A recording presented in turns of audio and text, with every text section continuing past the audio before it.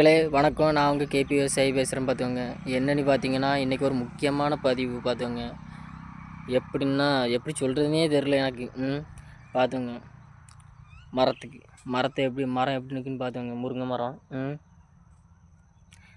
எப்படி நிற்குன்னு பார்த்துங்க.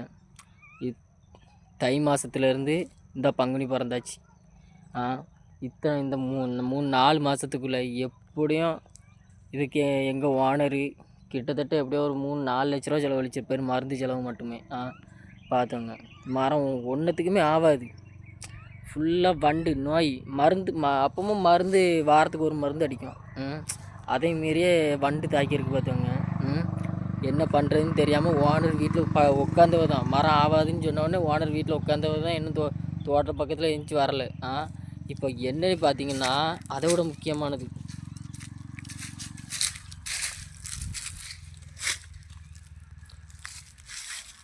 இந்த காய் என் சுண்டு வரல் சைஸுக்கு சின்னதாக தான் இருக்குது. இந்த காய் வந்து இப்போ யாருமே பறிக்க மாட்டோம்.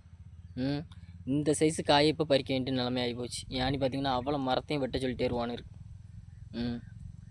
பார்த்துங்க, இந்த உட்காந்துருக்காரு மேனேஜரு.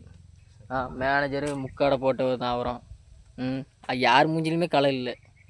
இப்படி இருக்க சில விவசாயி என்ன, யாருமே விவசாயம் பண்ண, எல்லோரும் வீட்டில் போய் படுங்க, இல்லாட்டி நல்லா படித்து உழைச்சி முன்னேறுங்க. விவசாயம் மட்டும் யாரும் பண்ணிடாதீங்க. சரியா? அதனால் வீடியோ மட்டும் நீங்கள் மேலே தள்ளி விட்டு போங்க. உங்களுக்கு என்ன தெரியும்? கொஞ்சமாவது விவசாயிகளுக்கு சப்போர்ட் பண்ணுங்கள். நீங்களும் எல்லாருமே விவசாயம் பண்ணுங்க, தப்பு இல்லை. அது எப்படி சொல்லியதுன்னா, நம்ம மேனேஜர் சொல்லுவார். எப்படி சொல்லியது அது